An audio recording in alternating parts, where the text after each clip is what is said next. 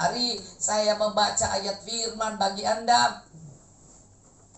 Iya, di dalam 1 Tawari 16 ayat 34. Bersyukurlah kepada Tuhan sebab Ia baik, bahwasanya untuk selama-lamanya kasih setianya. Tuhan baik pada orang yang tahu bersyukur. Bersyukur karena Tuhan itu, Ia karakternya adalah baik dan sangat baik dalam segala keadaan. Tuhan mau kita bersyukur bahwasanya untuk selamanya kasih setia Tuhan. Bahkan 1 Tesalonika 5 ayat 18 berkata, mengucap syukurlah dalam segala hal, sebab itulah yang dikehendaki Allah di dalam Kristus Yesus bagi kamu.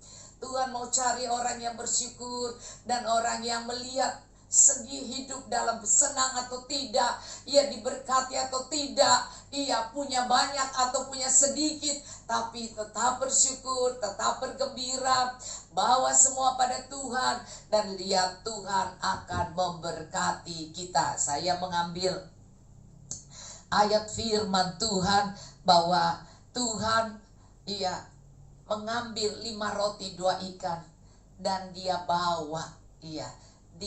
bawa kepada Bapa dan Dia minta diberkati. Ya, saudara, saya baca sebentar Lukas 9. Kita lihat Lukas 9 dari ayat 10. Sekembalinya rasul itu menceritakan kepada Yesus apa yang telah mereka kerjakan. Lalu Yesus membawa mereka dan menyingkir ke sebuah kota yang bernama Betsaida, sehingga hanya mereka saja bersama dengan Dia. Ada waktu-waktu Tuhan hanya mau satu timnya, Ia tidak perlu banyak orang.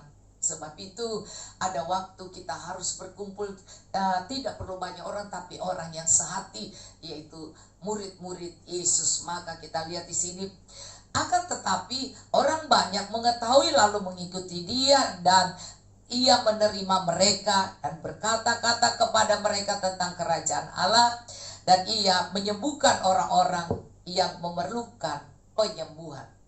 Tetapi Dia tidak bisa karena hatinya penuh dengan kebaikan. Sehingga waktu mereka sudah berkumpul dan mereka meminta didoakan untuk kesembuhan, maka Dia pun melakukan kesembuhan itu. Tetapi Anda lihat ya, pada waktu hari mulai malam, jadi Dia bekerja keras tidak henti-hentinya, saudara ya.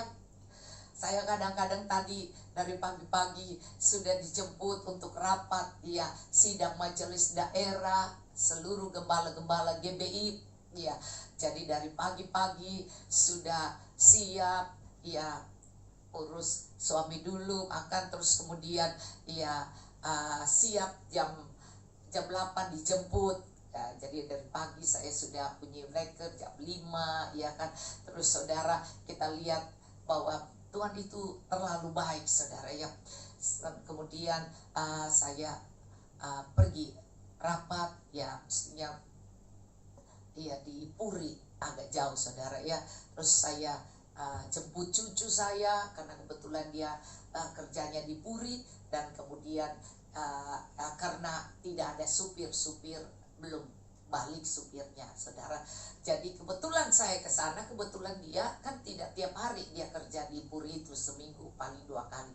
Terus kemudian saya jadi nunggu di situ, tapi ya kita nunggu di situ dan kemudian jemput dan bawa pulang. Nah saudara, terus saya ini iblis selalu pengen supaya saya udah nggak usah lagi deh ya, capek karena semalam tidurnya udah kemalaman. Terus itu mestinya hari ini saya bawa suami saya ke rumah sakit dan dia akan di opnam di rumah sakit, dan kemudian tanggal ya diopnam di rumah sakit, tanggal 12 dioperasi prostat ya kan. Terus kalian dikeluar batu yang masih ada, saudara ya. Nah saudara, ternyata karena saya mau bersyukur pada Tuhan, dan suami saya sebenarnya bilang gak usah, ya kamu gak usah pergi karena nanti saya harus masuk rumah sakit hari ini. Tapi saya tahu bahwa kalau saya menaruh Tuhan nomor 1, Tuhan akan mengatur semuanya, karena itu adalah bagian tanggung jawab saya. karena saya gembala sidang dan saya pikir saya tetap harus pergi walaupun cuman tidak sampai selesai penuh, tapi ya sudah 3/4 itu sudah saya jalani. Ya sudah sampai, ya dari pagi udah sampai mau tinggal sedikit harus saya pulang, saudara. Nah, yang saya lihat di sini bahwa saat saya bersyukur pada Tuhan bahwa saya tetap harus melakukan tugas saya dan saya pergi, saudara, saya tidak ada supir, ya tidak ada yang bawa kendaraan juga. Terus saya pikir, Tuhan, kalau memang Tuhan mau saya tetap ikut sidang majelis daerah GPI DKI, karena itu adalah khusus hanya gembala, maka saya tetap akan hadir kalau saya masih Tuhan mau saya tetap ada di sana. Kan saudara, walaupun saya tidak ada kendaraan, tetapi kalau Tuhan mau saya tetap akan pergi. Dari siapa yang mau antar saya? Pasti nggak bisa, saudara ya. Karena itu ya kumpulnya mulai jam 8, saudara. Jam 8 sudah harus ada. Tapi saya bilang saya berangkat sebelum jam 8 aja atau jam 8 karena itu baru pendaftaran, gak apa-apa. Jadi Tuhan tidak kasih saya terlambat. Tetapi saudara, untuk itu saya bagaimana saya bisa pergi tiba-tiba, ya suami saya bilang gak usah, karena di sana sudah dikirim surat bahwa Ibu Dora tidak bisa hadir karena suaminya mau masuk rumah sakit. Ya saudara, tentu mereka mengerti kalau tidak bisa hadir, kasih berita. Nah saudara, dan luar biasa, sudah dikasih berita, mereka sudah oke.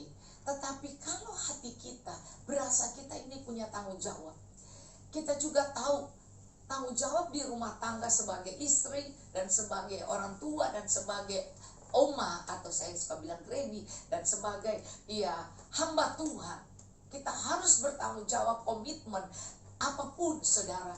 Iya, bukan hanya karena aduh saya lagi sehat, lagi tidak ada tidak macam-macam, jadi saya boleh ikut. Enggak, saudara, saya ini mau sibuk mau apa, kalau itu tanggung jawab saya tetap akan pergi. Dan saya minta tanda Tuhan, dan ternyata malam-malam, saudara, ya saya punya teman telepon, Ibu Dora, ayo dong temenin saya. Saya bilang saya sudah minta izin dan saya sudah dikasih izin. Iya, Sami sudah urus dan sudah izin saya udah keluar bahwa saya nggak apa-apa karena saya mesti urus suami saya.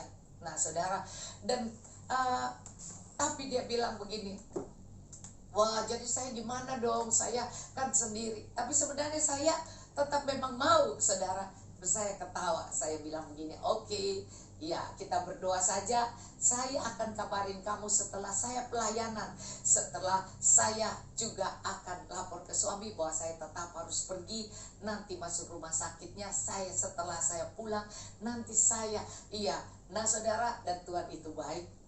Saya langsung kabarin teman saya, oke, saya temenin kamu walaupun saya sudah diizinin, karena saya tidak mau menjadi orang yang tidak punya integritas. Kita katakan di Alkitab bilang, ya orang itu disuruh bertugas tapi kemudian dia bilang, oh nggak bisa, banyak alasan. Tapi kemudian yang bilang oke itu ternyata tidak pergi, tetapi yang punya banyak alasan nggak mau ternyata pergi. Nah saudara, dan saya itu, saudara, ternyata saya bilang oke, saya akan temanin kamu, karena dia nyetir sendiri, perempuan, teman ya. Terus kemudian saya bilang saya juga sama Tuhan, dan masa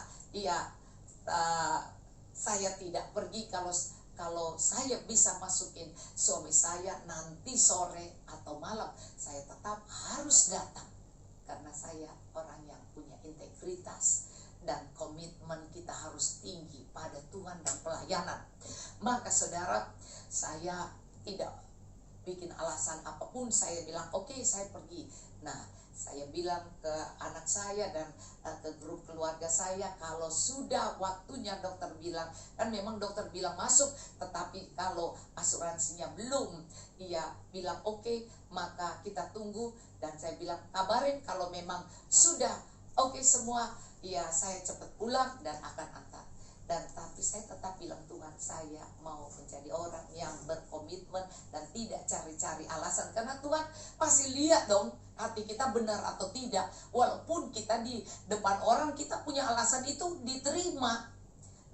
Dan jadinya kita yang selalu tidur udah malam, pagi-pagi bangun untuk siap-siap semuanya, rasanya wah enakan, kita nggak usah pergi, kita bisa di depan orang, kita bisa punya alasan, tapi hati kita sebenarnya lebih tahu Tuhan bahwa kita sebenarnya bisa, cuman kita cari-cari alasan.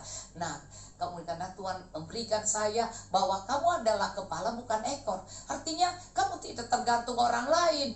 Orang lain kalau tidak mau atau apa, tidak perlu. Kamu harus tahu bahwa kamu komitmen apa dan kamu punya integritas dan kamu dan Tuhan sudah sediakan teman itu teleponan, terus saya bilang oke, saya temenin, walaupun saya di sana itu sudah tahu saya tidak datang, jadi semua saya punya perbekalan mereka akan siapkan, nama bed saya nggak akan disiapkan karena saya sudah izin untuk tidak hadir. Dan saudara, tapi saya tahu Tuhan lebih tahu hati kita. Tuhan tahu bahwa sebenarnya kita bisa, cuman kita bisa bikin alasan. Nah saudara, alasan itu bisa ditundakan. Saya bisa menundanya. Dan kemudian di jalan saya tulis, dan sampai saya berangkat ke Puri, ke GB Hawk sana untuk rapat sidang majelis daerah. Kok kenapa, kan udah diizinin. Banyak orang senang kalau diizinin untuk tidak hadir di rapat atau kumpul-kumpul, malas. Tapi saya mau saudara. Dan inilah yang Tuhan yang luar biasa. Dan saya begitu senang bisa menemani. Jadi saya melakukan tugas saya sebagai gembala. Saya pun melakukan pagi-pagi saya kasih makan dulu suami saya dan atur semuanya baik. Terus kemudian saya berangkat saudara. Jadi saya juga bisa menemani teman yang nyetir karena dia sudah lebih tua dari saya dan dia perempuan. Dan kemudian saudara, sampai di sana mereka bilang, loh kan ibu bilang nggak ikut. Nggak ikut, dan ibu sudah oke, nggak ikut. Loh kok ibu datang? Jadi mereka sepertinya Ibu Doreni bikin repot terus mereka harus bongkar cari. Saya punya nama, saya punya badge saudara. Tapi saya bilang saya sudah tulis sih, saya sebenarnya tidak perlu hadir hari ini, tapi saya tahu bahwa itu yang di Alkitab dibilang tidak mau tapi akhirnya mau. Kalau Tuhan suruh bilang tidak mau, nanti saya ada banyak alasan-alasan, tapi ternyata mau, maka saya orangnya. Dan saya sampai di sana saya mau.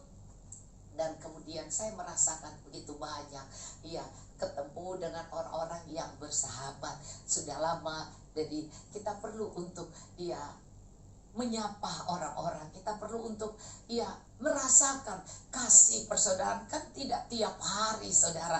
Jadi saya akhirnya karena suami saya bisa tiap hari ketemu saya, tapi kalau orang-orang itu kan tidak tiap hari, sebulan sekali pun bukan tiap hari saudara. Keluarga Anda bisa ketemu tiap kali. Dan saya akhirnya pergi. Dan puji Tuhan saudara, saya mengalami senang luar biasa ketemu dengan orang-orang yang saya rasanya saya dulu pengen ketemu orang ini, tapi tiba-tiba orang itu yang sudah di depan saya, kan, puji Tuhan. Dan saya merasakan bahwa kasih persaudaraan pertemanan itu indah saudara. Dan akhirnya saya bisa sampai pulang ke rumah yang karena mobilnya itu ganjil. Mestinya ada alasan juga, nggak ada mobil ganjil sedang hari ini genap. Banyak orang kalau malas pakai alasan, nggak ada mobil ganjil, saya takut turun di sini. Saya supir-supir dan orang yang pintar nyetir pun suka kalau malas pakai alasan, nanti di depan situ ditangkap ini. Kami tidak, karena kami punya tujuan pada Tuhan.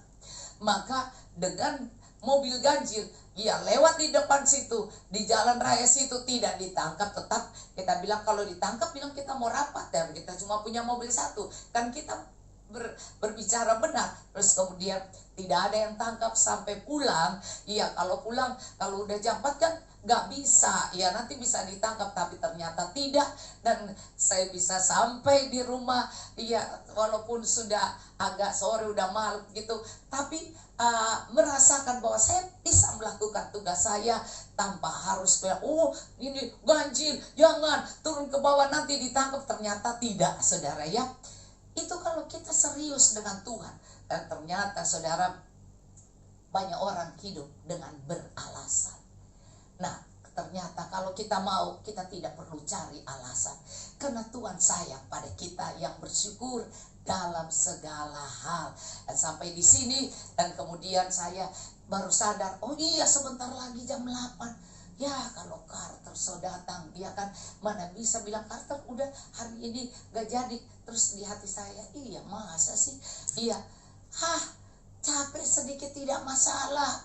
Kenapa harus selalu beralasan? Oh karena sudah dari pagi, ntar alasan pura-pura bilang rajin, pura-pura mau, padahal sebenarnya hatinya gak mau. Nah saudara, dan waktu saya disadarkan Tuhan, saya cepat-cepat, iya ganti baju lagi. Saya nyalain AC karena AC suka panas sekarang, ya mungkin itu ya freonnya habis. Terus saya nyalain lampu, siap-siap supaya Carter datang. Dan ternyata saya lihat dia sudah tulis di situ. Dan saya tetap datang kepada Tuhan dengan sukacita, tetap melayani Tuhan. Dan Anda lihat sampai saat ini saya ada dan setia untuk melayani, sekalipun udah dari subuh sudah siap. Dan kemudian saudara, ya kadang kalau saya harus siap jam 5 dan wakernya sebentar sudah bunyi, dan saya itu orang yang tidak gampang tidur. Jadi saya ya pikir, wah udahlah, ya anggap saja, ya kita kan Tuhan Yesus saja mati bagi kita, masa kita hitung-hitungan untuk melayani Tuhan. Maka saya tetap sampai saat ini, dan Tuhan menaruh saya firman Tuhan, bahwa dari apa yang sedikit, dari apa yang kau punya, mungkin tenaga sedikit, iya minyak dan tepung yang sedikit, tapi dibawa pada Tuhan, dipersembahkan pada Elia, duit yang sedikit tapi dipakai untuk pelayanan, apa yang sedikit, saudara, waktu yang sedikit, mungkin tenaga yang cuma sedikit, tapi waktu kita bawa pada Tuhan, Tuhan memberkati. Sebab itu saya mau membaca ini karena Tuhan mengingatkan saya. Nah, saya baca bagi Anda ya, karena bagian saya adalah membaca ya. Maka Anda lihat di sini ya. Pada waktu hari mulai malam, datanglah ayat 12 ke-12 muridnya kepadanya dan berkata, suruhlah orang banyak itu pergi supaya mereka pergi ke desa-desa dan kampung-kampung sekitar ini untuk mencari tempat penginapan dan makanan, karena di sini kita berada di tempat yang sunyi. Tetapi ia berkata kepada mereka, kamu harus memberi mereka makan. Bayangkan ya, Tuhan mendesak muridnya. Wow, pikiran manusiamu gak mau berkorban. Pikiran manusiamu, suruh aja mereka nginap di sana. Kita nggak bisa kasih penginapan, kita nggak bisa kasih makanan. Ya udah pergi aja ke sana. Ya cari di desa itu. Dan itu udah mulai gelap. Bagaimana, saudara?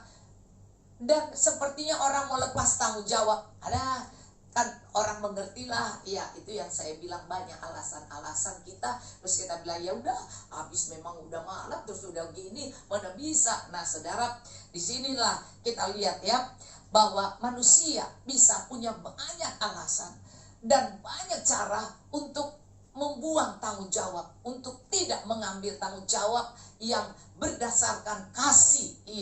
Iya, kalaupun hati mereka ada rasa kasihan ya, tapi mereka tolak rasa itu. Nah, Anda lihat di sini dikatakan, karena di sini kita berada di tempat yang sunyi. Itu alasan ya, berada di tempat yang sunyi. Tetapi Yesus berkata pada mereka, kamu harus memberi mereka makan. Harus, jangan malas, harus. Iya, mereka menjawab, yang ada pada kami tidak lebih dari 5 roti dan 2 ikan. Kalau ini mereka sudah dapat, sudah disuruh Tuhan cari dan dapat. Tapi di Markus itu, saudara, di dalam Markus itu dikatakan bahwa mereka disuruh Tuhan cari. Ya cari di orang-orang inilah. Iya. Nah saudara, dan akhirnya mereka dapat 5 roti 2 ikan dari seorang anak kecil, yaitu sangunya mamanya kasih dia, karena dia masih kecil tapi pengen sekali ikut beribadah, dan kemudian dikasih 5 roti 2 ikan untuk dia bisa makan. Nah saudara, bayangkan masih kecil sudah cinta Tuhan luar biasa. Dan dari bahan yang sedikit ini, akhirnya mereka menjawab, ada pada kami tidak lebih dari 5 roti dan 2 ikan, kecuali kalau kami pergi membeli makanan untuk semua orang banyak ini. Sebab di sini ada kira-kira 5.000 orang laki-laki. Lalu ia berkata pada muridnya, suruhlah mereka duduk berkelompok-kelompok. Akhirnya Tuhan bilang, Tuhan itu adalah pengatur strategi yang benar.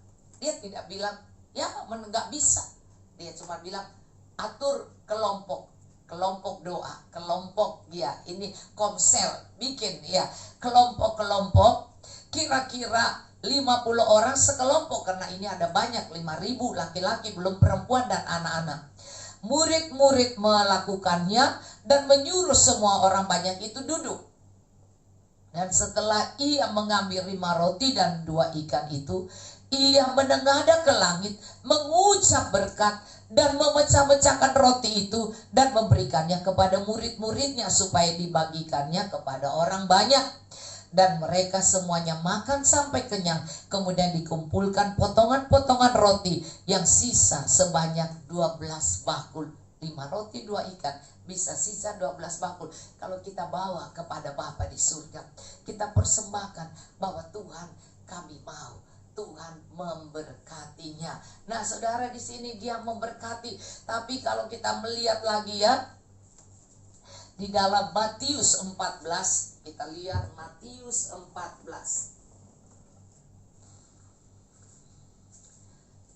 Kita lihat dulu Matius 14.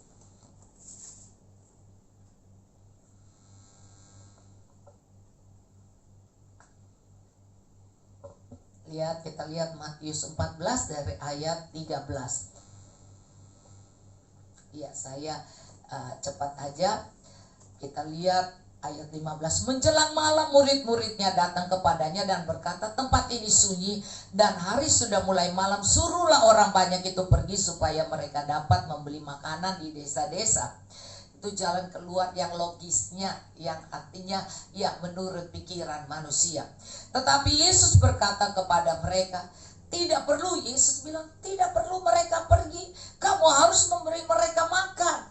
Jadi Yesus itu bertentangan dengan logika, bertentangan dengan cara akal manusia. Pikiran manusia itu berbeda dengan pikiran Tuhan. Sebab itu kita harus tahu bahwa kalau pikiran Tuhan itu berbeda. Jadi waktu suami bilang, kamu gak usah surat udah ini, mereka sudah oke. Nah saudara, tapi di hati saya, saya harus punya integritas. Saya punya komitmen saya. Komitmen yang tinggi melayani Tuhan harus serius. Dan ternyata saudara, saya ditelepon teman dan akhirnya jadi. Dan saya bilang ke suami, enggak, saya tetap pergi. Kalau tahu kamu sudah dapat semua udah beres surat-suratnya untuk masuk, kamu tinggal telepon, saya pulang. Kita tidak boleh membuang-buang waktu, cuma-cuma menunggu yang dimana orang menjanjikan kita cuma tunggu, padahal kita bisa berbuat sesuatu pada Tuhan. Maka saudara, di sini Tuhan katakan tidak perlu mereka pergi, kamu harus memberi mereka makan. Dan saudara, ternyata sampai saya pulang, asuransinya belum beres, administrasinya di rumah sakit, sehingga suami saya masih ada. Coba kalau saya tidak peka dengan suara Tuhan, saya tidak mengikuti fokus pada komitmen saya, integritas saya, dan tanggung jawab saya, pada Tuhan. Saya mendahulukan untuk bawa suami saya ke rumah sakit. Ternyata saudara, administrasi belum, sampai saya pulang sampai sekarang suami saya belum bisa masuk ke sana. Ya walaupun sudah di PCR negatif, karena kalau masuk harus PCR, dan sudah berarti rugi PCR-nya, besok mesti PCR lagi. Kalau besok sudah selesai, semua hidup ini Tuhan yang atur, saudara. Maka saya melihat bersyukur, wow Tuhan, ternyata iya Tuhan, kalau saya mengutamakan Tuhan, Tuhan mengutamakan saya. Tuhan tahu saya tidak mau cacat di mata, iya, pelayanan dan hati saya dan hidup saya untuk Tuhan, komitmen saya untuk melayani Tuhan. Dan Anda lihat di sini, Tuhan katakan tidak perlu mereka pergi, kamu harus memberi mereka makan. Jawab mereka, yang ada pada kami di sini hanya 5 roti 2 ikan.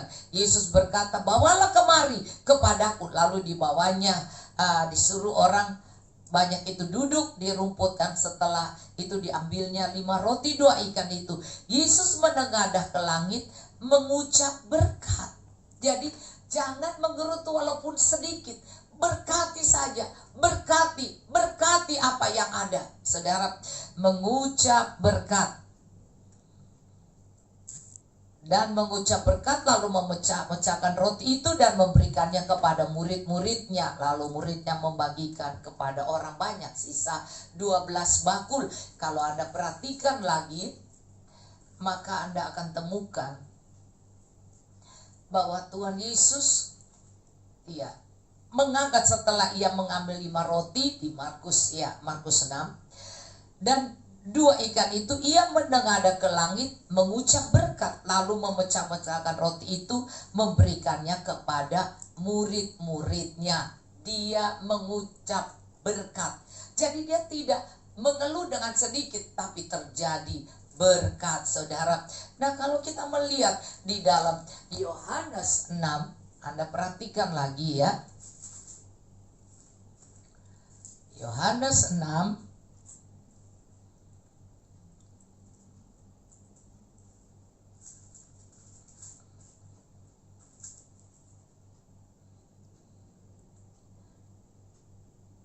lihat, kalau di sini dia lebih terperinci ya. Ya, kita lihat di ayat ini dikatakan, dan saya baca dari ayat 5. Ketika Yesus memandang sekelilingnya dan melihat banyak orang, bahwa orang banyak berbondong-bondong datang kepadanya, berkatalah ia kepada Filipus, di manakah kita akan membeli roti supaya mereka ini dapat makan? Lihat, perhatikan baik-baik. Yesus bilang begitu hanya mengetes. Kadang Anda tidak tahu Anda sedang dites Tuhan. Ya. Dikatakannya itu untuk mencobai.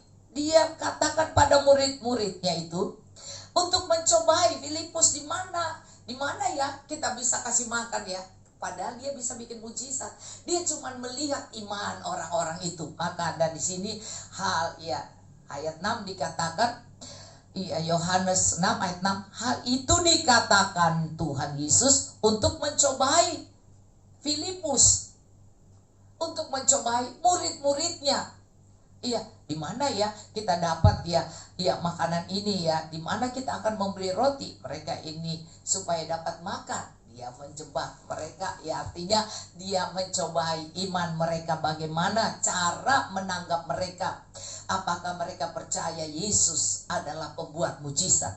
Jawab Filipus kepadanya, roti seharga. Langsung Filipus bikin perhitungan logikanya, pikiran manusianya atau pembelajaran di sekolah matematikanya. Dia katakan roti seharga 200 dinar tidak akan cukup untuk mereka ini, sekalipun masing-masing mendapat sepotong kecil saja. Lihat ya, seorang dari muridnya, yaitu Andreas, saudara Simon Petrus, berkata kepadanya. Di sini Simon Petrus, Andreas saudara dari Simon Petrus. Di sini ada seorang anak yang mempunyai 5 roti jelai dan 2 ikan. Tapi apakah artinya untuk orang sebanyak ini? Waktu disuruh pergi, cek orang ini apakah ada. Nah saudara, ternyata ada yang melakukannya. Dan kemudian masih pajak pakai logika. Tapi 5 roti 2 ikan mana cukup? Benar saudara ya. Nah, kata Yesus, suruhlah orang itu duduk. Adapun di tempat ini banyak rumput, maka duduklah orang itu, kira-kira 5.000 laki-laki banyaknya. Lalu Yesus mengambil roti itu, mengucap apa yang di sini dikatakan? Iya, inilah yang saya tadi menyembah dan Tuhan bilang, mengucap syukur. Atau di lainnya, berkati aja, berkati, ngomong berkat, jangan ngomong mengeluh, ngomong berkat saja. Tapi di Yohanes, cara memandangnya adalah syukur. Nah, Anda lihat di sini. Lalu Yesus mengambil roti itu, mengucap syukur. Anda lihat, Yesus tidak ngomel, Yesus tidak menggerutu. Kalau yang lain, Yesus mengucap berkat. Pandangan Matius, Markus, Lukas berbicara Yesus mengucap berkat. Tapi pandangan dari Yohanes, maka Yohanes yang berbicara tentang banyak tentang kasih, maka Yohanes bilang dia sedang bersyukur. Saudara, cara menanggap berbeda. Yang ini bilang dia memberkati, berkati Tuhan. Yang ini 5 roti 2 ikan menjadi banyak. Tapi di Yohanes lebih dalam lagi, artinya aku mau bersyukur dengan hal yang sedikit. Dengan hal yang sedikit aku mau bersyukur. Saudara, maka di sini dikatakan Yesus mengambil roti itu, mengucap syukur dan membagi-bagikan kepada mereka yang duduk di situ. Demikian juga dibuatnya dengan ikan-ikan itu sebanyak yang mereka kehendaki. Di Matius 26, di waktu malam sebelum Yesus ditangkap, Yesus membagikan roti dan bersyukur. Yesus bersyukur, berdoa syukur untuk roti dan dipecah-pecahkannya. Saudara, di sini Yohanes menangkap apa yang Yesus lakukan. Ternyata setiap kali Yesus tidak bilang berkati ini roti, tapi ternyata aku mau bersyukur dengan hal sedikit. Dengan hal yang tidak nyaman dan tidak enak, aku mau bersyukur. Nah, saudara, disinilah yang dikatakan demikian juga dibuatnya dengan ikan-ikan itu sebanyak yang mereka kehendaki. Dan setelah mereka kenyang, ia berkata kepada muridnya, kumpulkanlah potongan-potongan yang lebih supaya tidak ada yang terbuang. Yesus pun tidak sembarangan. Hal-hal yang sudah Anda dapatkan dalam mujizat, Tuhan bilang kumpulkan lagi. Kumpulkan, jangan buang sia-sia.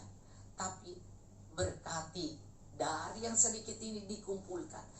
Dari hasil ucapan syukur, Tuhan mau kita mengumpulkan dan tidak menyia-nyiakannya. Maka kita lihat di sini, maka mereka pun mengumpulkan dan mengisi 12 bakul penuh dengan potongan dari kelima roti celai yang lebih setelah orang makan. Ketika orang itu melihat mujizat yang telah diadakannya, mereka berkata, dia ini adalah benar-benar nabi yang akan datang ke dalam dunia. Karena Yesus tahu bahwa mereka datang dan hendak membawa dia dengan paksa untuk menjadikan dia raja, ia menyingkir pula ke gunung seorang diri. Akhirnya Yesus tidak sombong, tapi dia terus langsung lari. Dia tahu dia tidak ingin orang-orang mengalu-alukan dia sebagai raja kalau belum waktunya. Karena nanti kedatangan Tuhan sebagai raja di atas segala raja. Tetapi dia tahu bahwa semua ada waktunya. Maka dia langsung pergi meninggalkan mereka dan naik seorang diri. Dia tinggalkan murid-muridnya sedang mengumpul. Roti yang berkat melimpah, mujizat. Kita diberkati. Tapi dia tidak lupa, dia datang kepada Bapa. Seorang diri berdoa di atas gunung. Dia menyepi seorang diri dan berdoa.